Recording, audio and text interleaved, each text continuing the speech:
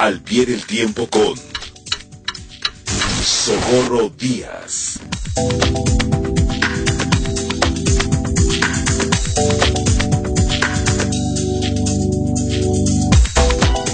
Querida Socorro Díaz, hola a la distancia, tú en tu casa, nosotros acá y mejor así, ¿verdad? Y ahora sí que, pues mejor, ¿no?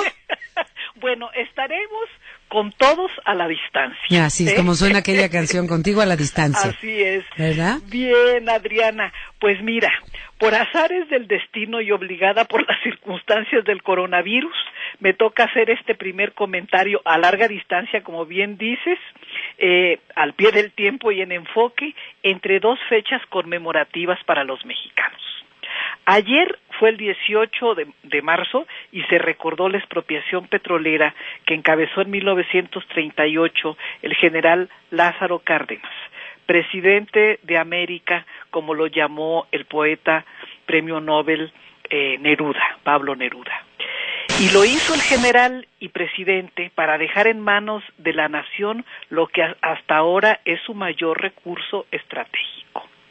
Y el próximo sábado se celebrará el 214 aniversario del nacimiento de Benito Juárez, indio de Oaxaca y líder del pueblo que venció a los imperios de su tiempo y sentó los pilares del Estado Nacional.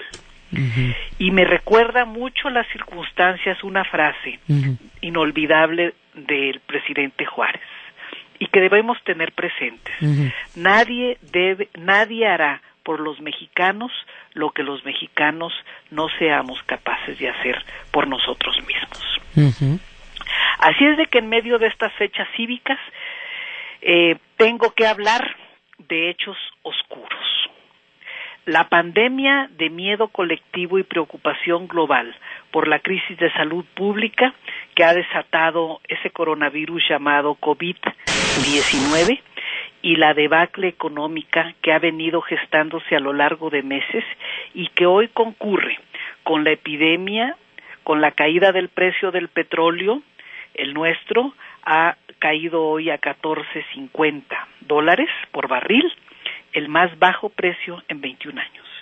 La devaluación de las monedas frente al dólar, que es una moneda de refugio para quienes tienen dinero, y que hoy se ha medio logrado detener la caída gracias a un acuerdo con los Estados Unidos.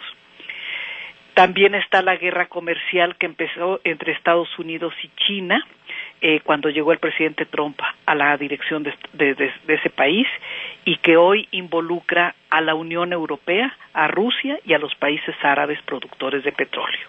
Así es de que el panorama es tormentoso.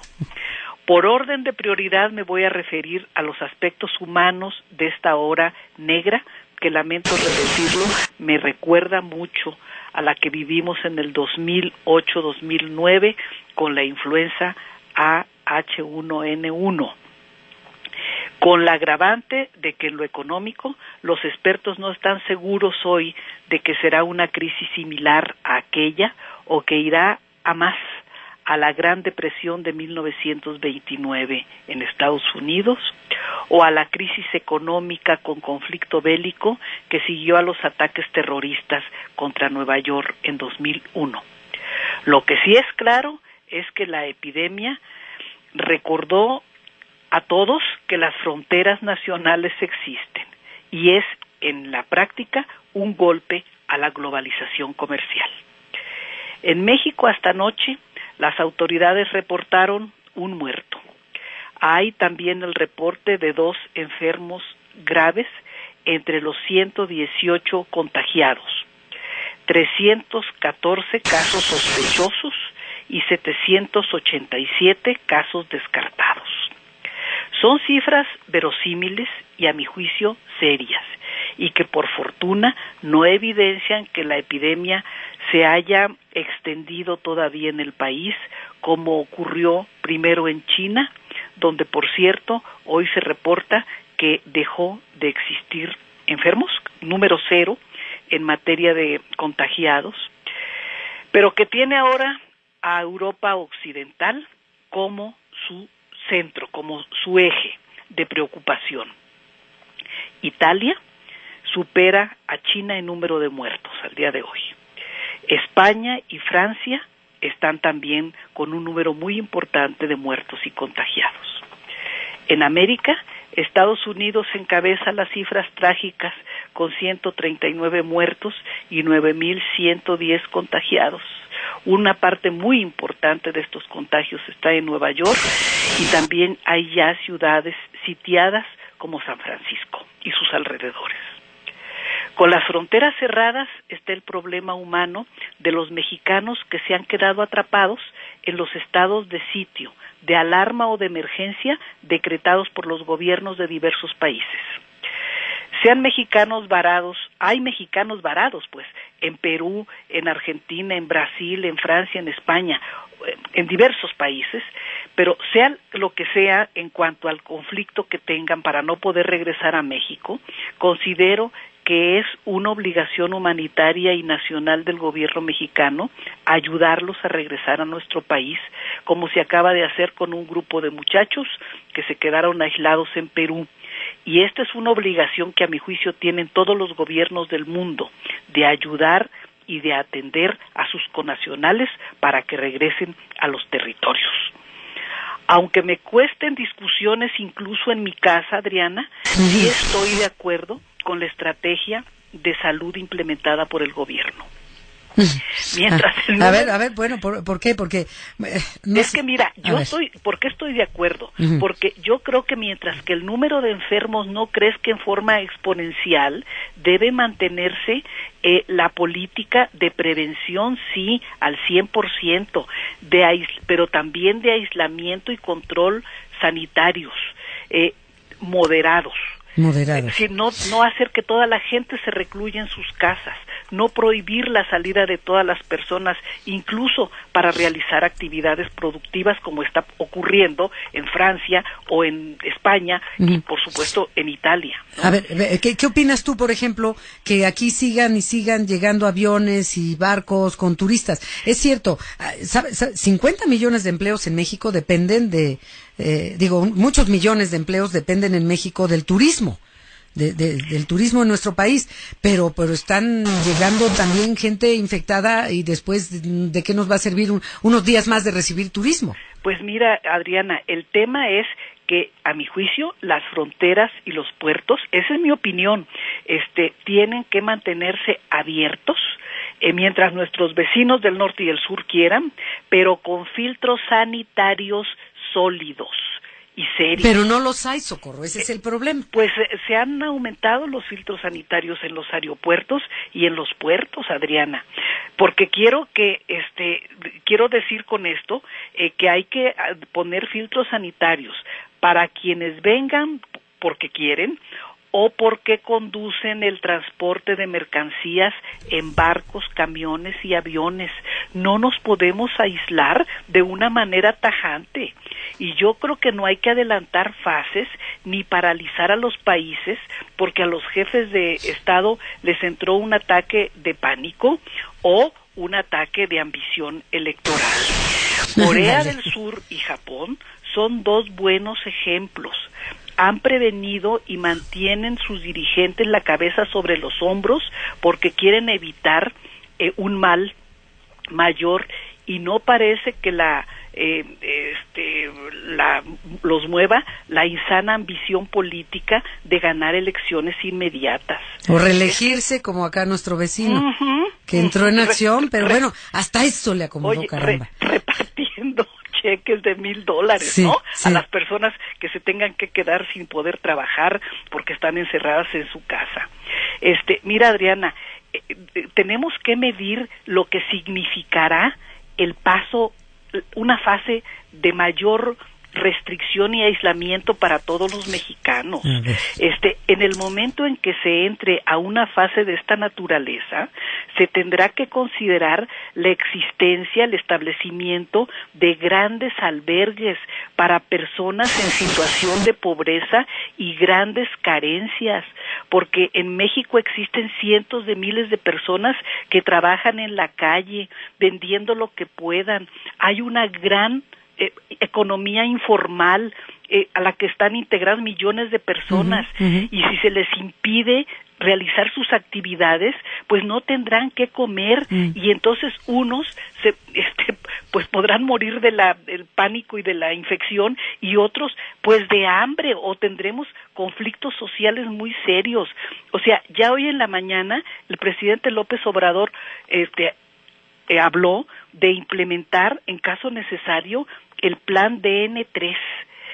Y es que el plan DN3, si se implementa, se tendrá que implementar no en una zona afectada por un terremoto o en una zona afectada por un ciclón, se va a tener que implementar o en todo el territorio o en grandes regiones del país. O sea, sí tenemos que medir la necesidad de mantener la cabeza fría y acciones prudentes para dar pasos de estos de aislamiento generalizado en un país de 130 millones de habitantes. Entonces, a mí me parece positivo que se esté discutiendo en el Congreso y antes de que se vayan los diputados y los senadores, aprueben un fondo emergente por 180,733 millones de pesos para poder estar prevenidos y para poder tener recursos que permitan alojar y proteger a estos millones de mexicanos que viven en situación de pobreza extrema. O sea, esto es lo que hace que yo tenga discusiones, pero en realidad yo sí creo que el método, que el ritmo con que el gobierno está aplicando estas medidas es el adecuado, dadas las condiciones reales, sociales, económicas del país. Ahora, respecto a la debacle económica en curso, sí, porque mira, la exigencia, esto de que nos aislemos todos, no salgamos, en fin, todo ese tipo de cuestiones, como lo hicieron Francia y España y demás, se está dando entre las personas que tienen casa, Adriana, y tienen ingresos fijos y salarios, ¿no? Pero no en el empleo informal, que están esperando que la gente a los tianguis vaya a comprar y nadie va y tampoco llega la mercancía, ¿eh? Bueno, pero tienen alguna mercancía y están haciendo la lucha por sobrevivir en este momento. Y necesitamos una cantidad enorme de dinero para que pueda, de dinero aplicado por el gobierno, para que se pueda atender las necesidades de la gente. Además, los números, como lo acabo de decir, no hablan todavía de un desastre humanitario, ¿no? En este sentido. Ahora, respecto a la debacle económica en curso, los gobiernos están obligados a intervenir y usar el gasto público en la medida de sus posibilidades. Yo creo que esos 180,733 millones de pesos que se están discutiendo en el Congreso, en México, ayudará en algo para auxiliar a la población más pobre. Y también, entre otras medidas, adelantar a los adultos mayores, creo que 4 meses de pensión universal, para que puedan comprar víveres, porque cuando les llega la pensión universal y quieren comprarlos, pues encuentran, como ha ocurrido en los últimos días, mercados vacíos por las compras de pánico que otros ya hicieron. Sí, creo que en algo ayudará el acuerdo que se estableció entre el Banco de México y la FED para que México pueda acceder a un intercambio de divisas por 60,000 millones de dólares, que es un intercambio que Estados Unidos tiene, la FED, con Canadá, Suiza, Inglaterra, Japón y otros países, con el propósito de parar el desplome del peso frente al dólar, porque esto atenta contra todo el intercambio comercial y la actividad productiva del país. Si no existen medidas de esta naturaleza para detener la caída del peso. Pero más que esas medidas, creo que ayudan y ayudarán declaraciones y decisiones como la expresada ayer por el presidente López Obrador, en el sentido de que no se revertirán los contratos otorgados durante la reforma energética aprobada en el sexenio pasado, porque eso da confianza y certidumbre a los inversionistas privados y yo espero que en un momento cercano aumenten las inversiones en el país. En medio del escándalo se conoció y apagó, yo creo que la mejor noticia en materia económica y comercial que ha tenido el país en este tiempo oscuro. Se Antes de cerrar el periodo de sesiones por la pandemia, el Congreso de Canadá aprobó el nuevo Tratado de Libre Comercio de América del Norte, o sea, el TEMEC, lo que también manda un mensaje de estabilidad y certidumbre económico para generar lo que más se necesita en México: empleos, salarios e ingresos estables. Yeah. Para estabilizar la economía y acotar el pánico colectivo, yo creo que se requiere coordinación en todos los órdenes de gobierno, solidaridad social, responsabilidad de todos y comprensión para entender las diferentes situaciones que los mexicanos vivimos.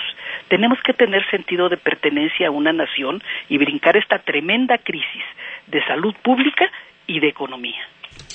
Socorro, pues siempre qué interesante, siempre escucharte, y muchas gracias por tu participación, por tus palabras, y hasta la próxima por teléfono de nuevo. Así es, hasta nuevo aviso. La próxima, que te vaya muy bien. Igualmente, querida Hasta Socorro luego. Díaz, aquí Gracias. del tiempo, gracias. Vamos a una